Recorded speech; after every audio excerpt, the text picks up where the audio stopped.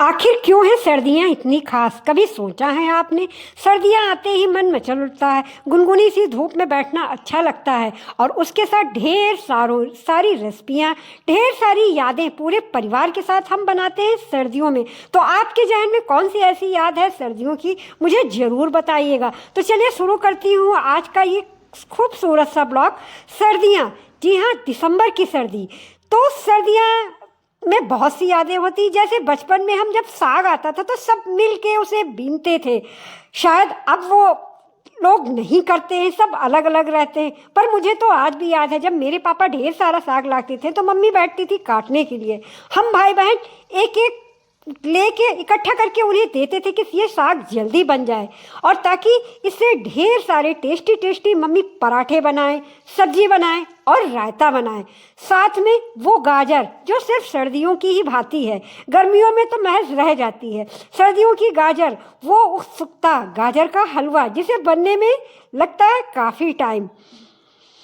क्या आपको याद है अपनी पहला गाजर का हलवा? गाजर आते ही सब बचपन में धुलने बैठ जाते हैं, जल्दी से कसने बैठ जाते हैं और इंतजार रहता है कब गाजर का हलवा बनेगा। बार बार कढ़ाई देखना, अभी बना कि नहीं बना, अभी बना कि नहीं बना। आपका भी कोई ऐसा मोमेंट है जो मुझे ज़रूर बताइएगा। तो चलिए, राधे राधे आप सभी को, और आशा करती हूँ आप सभी का आज का दिन अच्छा गया होगा।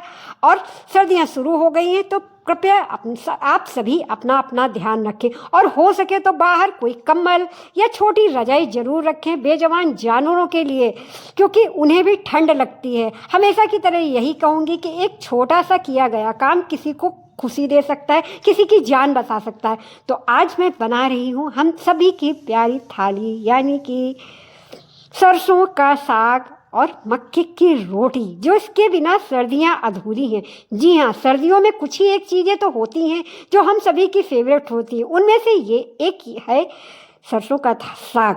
तो आशा करती हूँ कि आप लोगों ने ज़रूर बनाया होगा। तो मैंने फिलहाल लिया है सरसों का साग। तो सबसे पहले बताती हूँ इसकी क्वांटिटी, जो है सबसे खास, क्योंकि सरसों तीखी होती है, कड़वाती है। तो इसे आप लेना है 60%, यानी एक गड्डी। फिर उसमें मिलानी है पालक, वो 40%, यानी उससे छोटी गद्दी।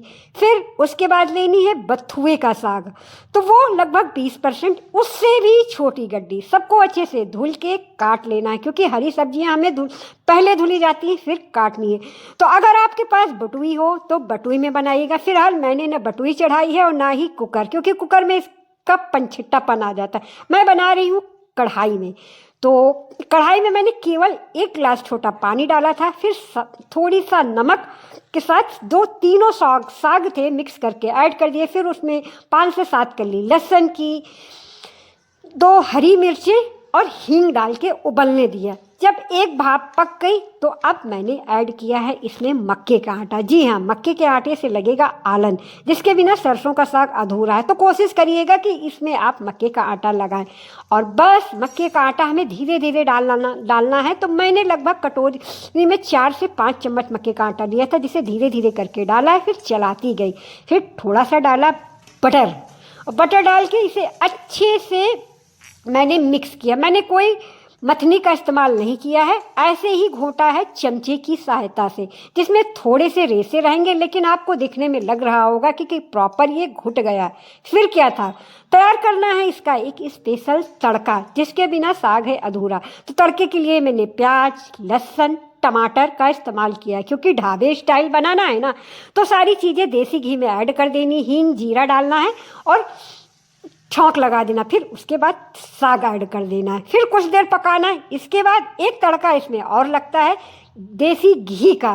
तो घी की क्वांटिटी आप अपने अकॉर्डिंग डालेंगे, पर फिलहाल ये साग जितना आप घी में बनाएंगे उतना ही स्वाद आएगा, और जिसे जितना पकाएंगे उतना ही ये बेहतरीन लगेगा। तो आपने देखा ना, घी, सूखी मिर्च और हींग से मैंने दोबारा तड़का दिया। अब आ रहा होगा आपके मुंह में पानी। तो ज़रूर बनाइए मेरी तरीके से ये सरसों का साग। फिर क्या था, अभी तो अधूरी है ना मक्के की रोटी। तो आटा मैंने लगा लिया था। आटा लगाने का तरीका वही है, 1 कप पानी में 2 कप आटा एक बर्तन में आप डाल दें और कुछ देर ढक दें। उसके बाद अच्छे से घी डाल के आटा सान लें। फिर हाथ से या बेलन की सहायता से रोटी बेलें। तो ये देखिए मैंने बना ली है सोंधी सोंधी मक्के की रोटी। इसमें जाएगा ढेर सारा घी।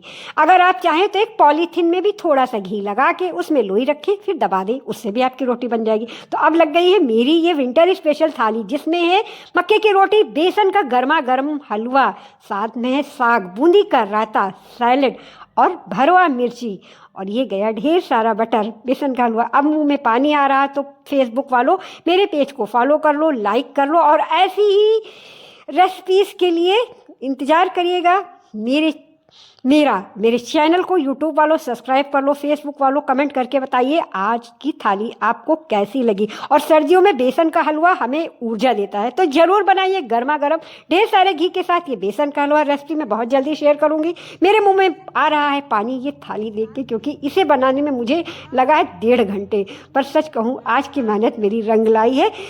मैंने सीजन में पहली बार, फर्स्ट टाइम मतलब इस बार के सीजन में बनाई है मक्के की रोटी और सरसों का साग, जो मेरे पापा के का भी फेवरेट था। मेरे पापा भी मक्के की रोटी बनवाते थे, पर साग उनको वो आलू वाला ज़्यादा पसंद था।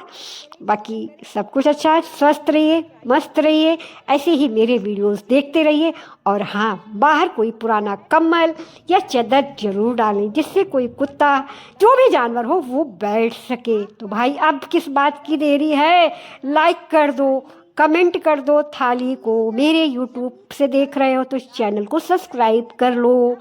और फेसबुक वालों, आप मेरा वीडियो कहाँ से देख रहे हो ये बताइए। आपके यहाँ कितनी ठंड पड़ रही है ये भी मुझे बताइएगा। और ये रहे ब्रूनो, इनको भी ये सब चीज़ें बड़ी भाती हैं। और लीजा वहाँ